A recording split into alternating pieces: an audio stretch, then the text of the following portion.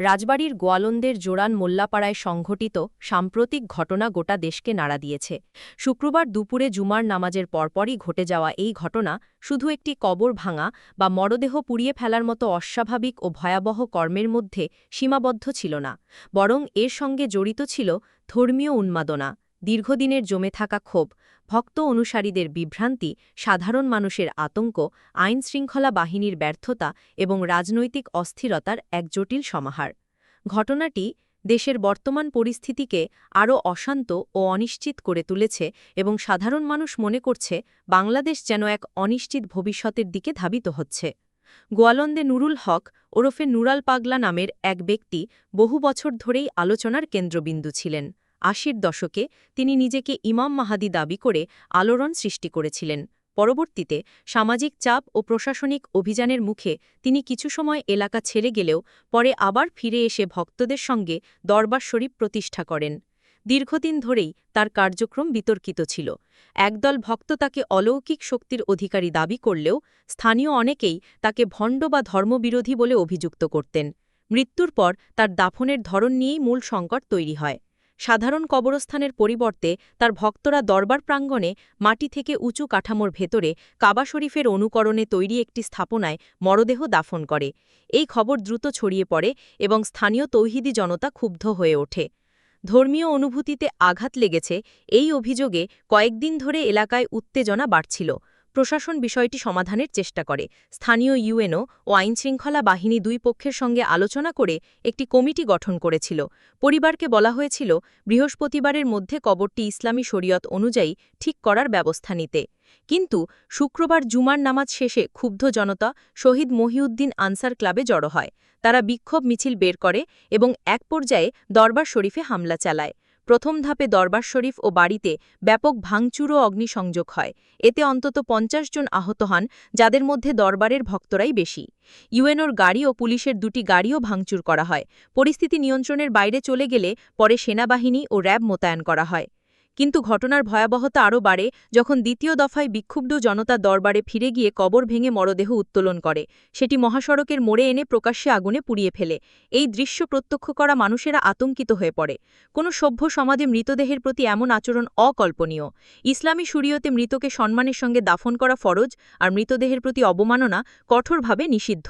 অথচ জনরোষ ও ধর্মীয় উন্মাদনার নামে এমন কাজ সংঘটিত হল। যারা এটি ঘটিয়েছে তারা দাবি করছে নুরুল হক নিজেকে ইমাম মাহাদিও খোদা বলে প্রচার করতেন, যা শরীয়ত বিরোধী। তাদের ভাষ্য, কবর পুড়িয়ে দেওয়ার মাধ্যমে তার ভণ্ডামির অবসান ঘটেছে। অপরদিকে তার পরিবার বলছে ইসলামী শরীয়ত অনুযায়ী দাফনই করা হয়েছিল এবং তাদের বিরুদ্ধে অপপ্রচার চালানো হচ্ছে। এখানে একটি বিষয় স্পষ্ট, ঘটনাটি প্রশাসনের নিয়ন্ত্রণের বাইরে চলে গিয়েছিল। যদিও সেনাবাহিনী ও র্যাব পরবর্তীতে পরিস্থিতি নিয়ন্ত্রণে নেয়, তবু প্রশ্ন থেকেই যায়, কেন আগেভাগে প্রশাসন এমন পদক্ষেপ নিল না যা এই অনপ্রিয়ত ঘটনা প্রতিরোধ করতে পারত। কবর ভেঙে মরদেহ পোড়ানো বাংলাদেশের মতো মুসলিম প্রধান দেশে এক ভয়াবহ নজির হয়ে থাকবে। এটি শুধু একটি স্থানীয় ঘটনা নয়, বরং পুরো জাতির মানসিকতায় গভীর প্রভাব ফেলেছে। ঘটনার সামাজিক প্রভাব বিশ্লেষণ করলে দেখা যায় সাধারণ মানুষ ক্রমশ আতঙ্কিত হয়ে পড়ছে। ধর্মীয় আবেগকে কেন্দ্র করে যদি জনগণ এভাবে উত্তেজিত হয়ে পড়তে পারে এবং আইন নিজেদের হাতে তুলে নিতে পারে, তবে দেশে আইন শৃঙ্খলার অবস্থা কোথায় দাঁড়াবে? মানুষ বিশ্বাস হারাতে শুরু করেছে রাষ্ট্রীয় প্রতিষ্ঠানগুলোর ওপর। একদিকে রাজনৈতিক অনিশ্চয়তা, সামনে নির্বাচন নিয়ে সংশয়, আরেকদিকে এমন সহিংস ঘটনা। সব মিলিয়ে বাংলাদেশের সার্বিক পরিস্থিতি ভয়াবহ রূপ ধারণ করছে। রাজনৈতিক দলগুলো এখনও সমঝোতায় পৌঁছাতে পারেনি, প্রশাসন বারবার জনরোষ ঠেকাতে ব্যর্থ হচ্ছে, আর চরমপন্থী গোষ্ঠী এই পরিস্থিতিকে কাজে লাগাচ্ছে। ধর্মীয় আবেগকে কেন্দ্র করে সহিংসতা নতুন কিছু নয়। অতীতে বিভিন্ন সময়ে নানা ঘটনায় দেখা গেছে জনতা ক্ষোভে ফেটে পড়েছে। তবে কবর ভেঙে মরদেহ তুলে পোড়ানো এটি একটি চরম মাত্রার সহিংসতা। এখানে নৈতিক, ধর্মীয় ও মানবিক মূল্যবোধ সবই ভুলুণ্ঠিত হয়েছে। মৃত ব্যক্তির সঙ্গে কারো মতবিরোধ থাকলেও তার মরদেহকে অসম্মান করার অধিকার কারও নেই। এটি আন্তর্জাতিক মানবাধিকার আইন ও ইসলামী শরীয়ত উভয় দৃষ্টিতেই অপরাধ। অথচ এদেশে সেটি প্রকাশ্যে ঘটল এবং একদল মানুষ তা বৈধতা দেওয়ার চেষ্টা করছে। এমন ঘটনা শুধু স্থানীয় সমাজকেই বিভক্ত করছে না, বরং জাতীয় পর্যায়ে রাজনৈতিক অস্থিরতাকে আরও উস্কে দিচ্ছে। সরকার ও প্রশাসনের প্রতি আস্থা কমছে। বিরোধী রাজনৈতিক শক্তিগুলো এই ধরনের ঘটনাকে সরকারের ব্যর্থতা হিসেবে তুলে ধরছে। সাধারণ মানুষ মনে করছে দেশে লাইনের শাসন কার্যকরভাবে নেই। যখনই কোনো গোষ্ঠী চাপে আসে, তারা শক্তি প্রয়োগ করে আইন নিজেদের হাতে তুলে নিচ্ছে। এতে দেশের স্থিতিশীলতা আরও নষ্ট হচ্ছে। অন্যদিকে সামাজিক যোগাযোগ মাধ্যমে এই ঘটনাকে কেন্দ্র করে ব্যাপক আলোচনা চলছে। কেউ কেউ এটিকে ধর্মীয় উন্মাদনার ভয়াবহ উদাহরণ বলে ব্যাখ্যা করছেন, আবার কেউ কেউ এটিকে নুরুল হকের ভণ্ডামি স্বাভাবিক প্রতিফলন বলে দেখছেন। কিন্তু যেভাবেই হোক, এই দৃশ্য বাংলাদেশের ভাবমূর্তিকে কলঙ্কিত করেছে। আন্তর্জাতিকভাবে এই সংবাদ প্রচার হলে দেশকে ধর্মীয় অসহিষ্ণুতার জন্য অভিযুক্ত করা হবে। এতে দেশের কূটনৈতিক অবস্থান ও অর্থনৈতিক ক্ষেত্রেও নেতিবাচক প্রভাব পড়তে পারে। গোয়ালন্দের ঘটনাটি শুধু একটি কবর বা একটি দরবারের বিষয় নয়, এটি বাংলাদেশের বর্তমান সংকটের প্রতিচ্ছবি। দেশের রাজনৈতিক অচলাবস্থা, ধর্মীয় উগ্রবাদ, প্রশাসনিক ব্যর্থতা ও সামাজিক অস্থিরতা মিলেমিশে যে ভয়াবহ পরিস্থিতি সৃষ্টি করেছে তারই প্রকাশ ঘটেছে এই ঘটনায়।